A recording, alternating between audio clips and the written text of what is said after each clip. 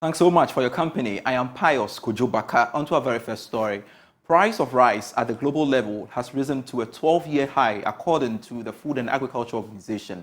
The development has been influenced by India's decision to cut rice exports as well as bad weather conditions around the world. There is more in this report. The Food and Agriculture Organization's tracker for food prices around the world shows that oil price index for rice in the month of July 2023 rose by 2.8% to hit 130 points. The organization's data also showed that the last time prices were up at this level was in September 2011. It also establishes that one of the major drivers of this increase was also bad weather conditions in all the top countries that also export rice around the world, like Thailand and Vietnam. But the UN agency that, as the FAO, was however quick to add that India, which commands about 40% of the global rice market, and its decision to halt export has been a major contributor. Well, one thing that should get a lot of consumers in Ghana worried is the fact that the Food and Agriculture Organization is warning that prices could even go up further in the coming months. The UN organization was worried of India's action at a time that there are issues with global supply of the commodity. The development could have serious implications on the price of rice on the local market in Ghana. This is due to the fact that the country depends heavily on imported rice to meet its local demand. Others are also worried about the impact of this development on Ghana's food security. The development is coming after price of onions shot up on the local market following development in Niger. One is not sure how this could impact on food price in the country, as the Ghana Statistical Service noted that it expects inflation to slow next month because price will be impacted by the harvest season. All right, so let's expand on this further. Let's go on Zoom and speak to the chairman of the Competitive Africa Rice Platform Ghana branch, Yao Edupoku, for more on this. Yao Edupoku, grateful you could join us on Business Live. First off, should we be worried and start planning on what to do as a nation due to India's decision to ban export of rice? I find it quite intriguing that at this point we have to, why should we worry if India decide to suspend export of their rice? Mr. Edupoku, please lower the volume of your TV set and let's have a fruitful conversation, please, if you can. Thank you. What I'm saying is that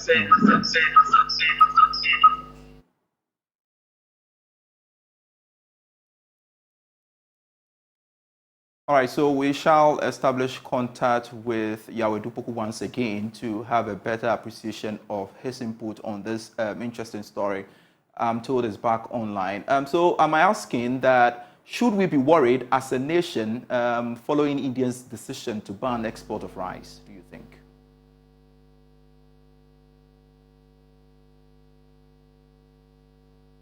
Please unmute for me if you can.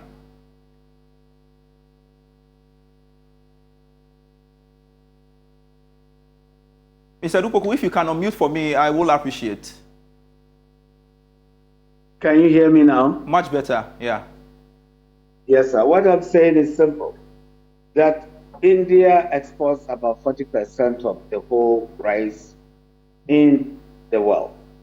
So definitely, all those who import rice are going to have a 40% reduction in their imports. Ghana is no exception. But the question is that why should we be worried? From Greater Accra region all the way to the northeast and the northwest, anywhere you can grow rice. So it means that we have failed to do the necessary. That is why we should be worried. If not, I can assure you that we are in a position to produce and export. But the argument is that, really, do we have the capacity to produce rice to meet the gap that has been created as a result of the ban? We have the human capacity. We don't have the resources. We have been talking and talking all over. Nobody is ready and willing to listen because we are very much looking at the short-term gains. And nobody seems to care about what will happen within the next year or two. And this is what is making it look this difficult season for us. But the point is that Ghana is producing about 1.2 million tons of paddy rice, which translates to about 800,000 metric tons of milled rice. But we are not doing that. We are capable of milling at just about 30% of what we even produced from the farms, simply because we are not putting in enough resources to let it happen. It is just like, we are deaf wish. So to me, that is the way I see it. We can, and the people are ready and willing, but we don't have the leadership that is pushing that agenda. So we keep on importing and impoverizing ourselves and creating unemployment in the system. So we would be affected by this India ban on exports. We would be affected because, to tell you the truth, of the rice that is imported into Ghana, a significant amount of it is coming from India in various brands. And so now that this ban is going to take effect, it is going to affect it. And not only that, the other major exporters have also pushed their price up by about 12 to 15% level, which means that the price of imported rice is going to rise. And so those who can afford to buy 5 kilo up to 50 kilo, they are not where the target for the hardship is. The hardship is on those who go to the market and buy konko, that small thing that we call konko, and sold for 5 cedi to 8 cedi. They are those who are going to be affected by this situation. And because they are vulnerable, nobody seems to care. But I can assure you that Ghana can produce and export within the next couple of years. And that is the trajectory we are working on now. I see. So if we are able to produce rice locally, are we going to have a competitive price in terms of its being affordable? You see, it is all about yield. If our yield is good enough, then prices will be affordable. But our yield is the poorest we can find within the rice growing wealth. We are not getting enough from the soil because of our agro practices and the resources we need to put into it. And because of that, we are not getting what we should be getting. And this is what is informing the price that we find in the market. Mr. Yaw Edun Poku, give me a better appreciation of the state of Ghana's rice millers, really. Currently, we will be able to put into the market about, say, 40% local. And even then, we have to struggle because our mills are not capable. Our mills are not up to it. We need to put resources into it, but because it's private sector led, we can't, access the funding that we need to make it work. So even what we produce from the farms, we are not able to mill up to half of it. This is the sad story. And so we will have to depend on imports. I see. We heard in the news some time ago that private investors have partnered some Thailand rice producers and investors to basically expand production in Ghana. What is the latest on that? What can you tell us? The Jospon Group, led by the indefatigable CEO and chairman of Affable Wife, are doing all that they can with the Asian African Consortium to enhance the rice development in Ghana. And they have started it well. I mean, kudos to them. They started with the learning institutions, the scientific community, all the way to the farms. And now I know that they are also in the market assessing the mechanical part to make the farm possible and then to also mill. We just hope to see it within the next foreseeable future, the effort Mr. Dr. Sian Agyapong is putting into this. I also have from reliable sources that about 2 or 3 more giant investors are also in the offing, all seeing that pretty soon rice is going to be the #1 thing on the market. Unfortunately, my compatriots are sleeping. We are sleeping on the job. So foreigners are coming in. We are welcoming them because at the end of the day, we want food sustainability in Ghana. One key thing that keeps bothering me, if I can ask you, why is government not interested in investing in rice production, really? You see, the piecemeal approach towards solving issues has been developed as from since independence. And this Fourth Republic, had come to its apogee. It is very, very terrible. All what we do is just to hold the system for the next 2 days, and then it goes bad. And so it permeates all over the system, into even the very food that we are eating. And so we don't get the needed results that we are looking for. Be it education, be it agriculture, be it road, whatever you want. And that is what we are seeing. If government actually wants to change the scenario, make it workable, let food be seen on the streets and affordable for the citizens to say, I did 1 meal a day and I'm happy with it, then we should change the approach. The narrative should change. This is what the government is not doing. Listen, when the banks got into crisis, how many billions was pumped into it? We are telling the government that Ghana is changing about $1 billion to go and buy rice. And now even the sellers are saying they won't sell to us again. Why don't the government say, I'm seeding for rice, I'm seeding $1 billion. For maize, I'm seeding $1 billion. Let's give it a trial period of about 18 months and then we'll see the results. Why are we not doing that? Are we afraid? That's the question I ask myself. I see. So the piecemeal approach will not give us the results we are looking for. So to me, it's a joke.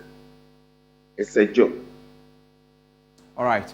Thank you very much, Yao Edupoku, for your time. He's the chairman of the Competitive Africa Rice Platform, speaking to us there. Let's move on to some other stories. And the Data Protection Commission has placed some 250 public and private companies under its surveillance for legal action after they failed to abide with sanctions or sections of the data protection law. As it begins an enforcement exercise to arrest some of the culprits, Executive Director of the Commission, Patricia Edusei-Poku, explains that the Commission is scaling up compliance to ensure that Ghanaians are secured. Here's more.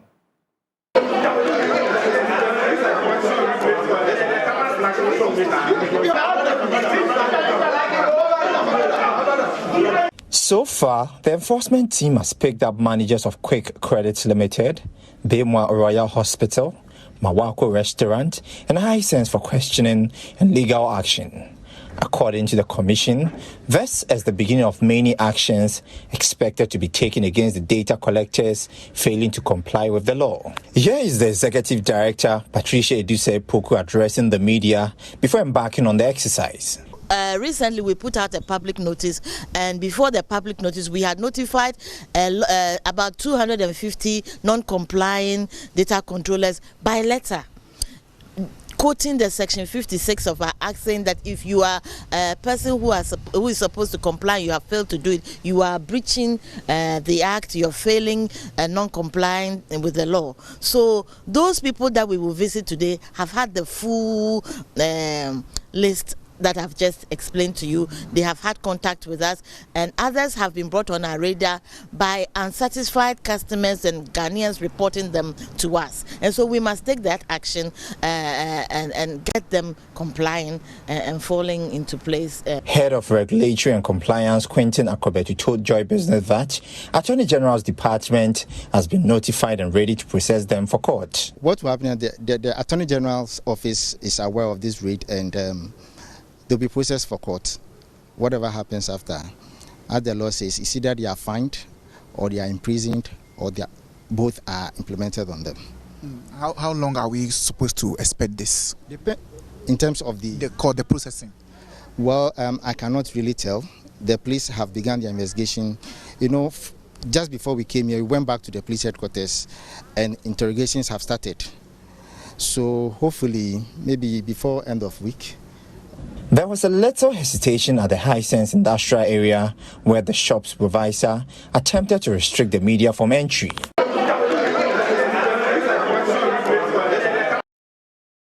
You're still watching Business Live here on the Joy News channel. More after this break.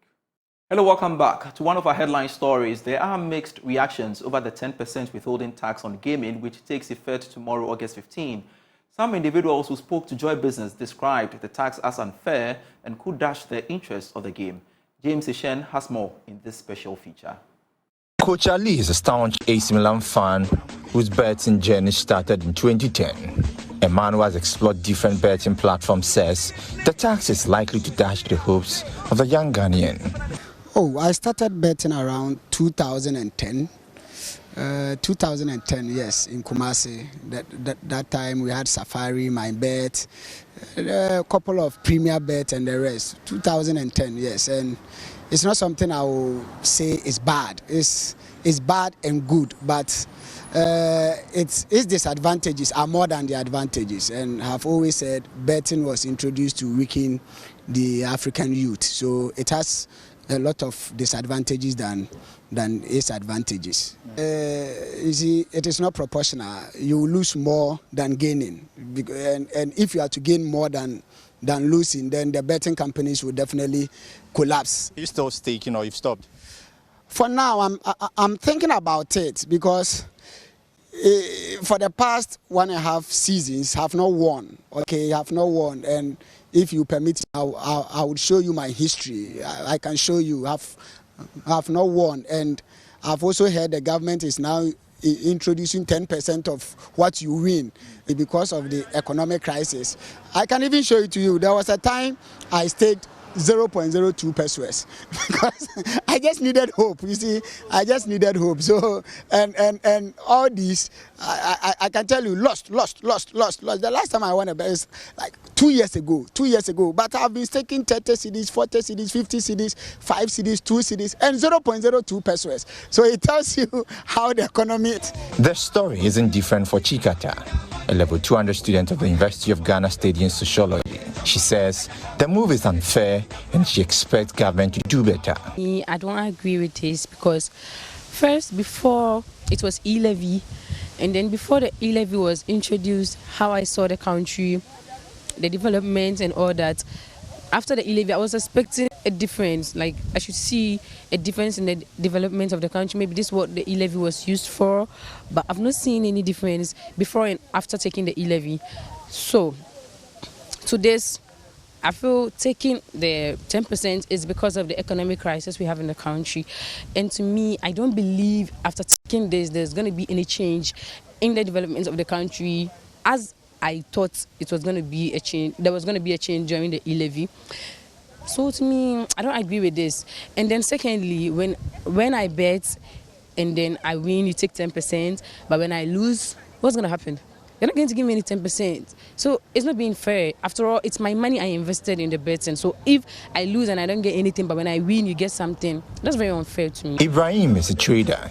He thinks otherwise. He tells me that tax on gaming is good, but expects the 10% to be reviewed because the rate is high. For tax, they are good for us because it's a development thing. We can't refuse from tax. Tax is good. But if you tax the person, if the person who tax it is too high, he can't even pay. Even he will draw from the belt. Understand? So yeah, it will be dodging. Because if I go stay, then I pay 10 cedis, the next time I'll come and stay again. No, I won't come again. But even if you tax me like 2 cedis, then it's good for me. So if you tax me about 10 cedis, I'll even pay more. The application of this levy is part of a broader review of the income tax on gaming and lottery operations in the country. It's going to, discourage most of the youths in going through this betting, this lottery and all that. And in another way too, most of us are unemployed. Most of the youth in Ghana are unemployed. So many of them are using these bet platforms to get income, to get money into their account and all that, to do 1 or 2 things that they need to do. So I think in a way it's going to help, but in a way it's not going to help us too. There are no jobs in Ghana, and the youth would actually be indulging criminal activities such as armed robbery and just to get money for their own benefits. But betting companies have come to make the youth also have a better way of getting money, which is in a way not good, but it's better than being an armed robber or prison. Yes. Someone who had big or plenty and did not make good use of it, that small amount cannot do anything. So what have they done with the e-levy? And mind you, you are taxing the betting companies. What have you done with it? you are taxing the telcos. What have you done with it? And now you are going to tax the poor boy who comes from Obuasi, who is just trying to buy hope so that he doesn't engage himself in immoral acts. What are you going to do with it? Even the 3 billion, you did nothing with it. What are you going to do with that 10%? It is not going to help us. So, you see, one, they are lazy and they are using the lazy man approach. And if you use the lazy man approach, there is no significant impact in the society. So it's better they stop. It has no positives, it has no advantages. I'm urging them, if they think we win, they should take Ghana's reserves, go there and stake and see if the youth win. That is where they will know that they have to put money into the pockets of the youth. Every month, at least 500 cedis on my Momo. Then it comes. The withholding tax deduction, according to the Ghana Revenue Authority, applies to winnings paid or payable by private lotto operators, sports betting operators, casino operators, route operators, remote interactive game operators, operators of marketing promotions, and operators of other games of chance. James Chance reports for Joy Business. You know that the policy is taking effect tomorrow. Well, tax analyst Francis Timoboy has described the GRA's move as fair. I think it's a fair move. If you look at the drafters of the Income Tax Act in 2015, it clearly indicated that it's an investment income, and so I don't see why somebody will make an investment and make a gain then pay tax. It's a way of widening the tax net. So for me, I think it's the best. The only concern that I have is that the rate appears to be a little high. Remember that if you lose, we don't tax you. If you lose the money, if you place the bet and you lose, we don't consider it. It's only when you win. So I think that the 2015 way or 2016 approach, where if people could, make gain. Thanks for watching Business Life. I am Pius Kujubaka. Bye.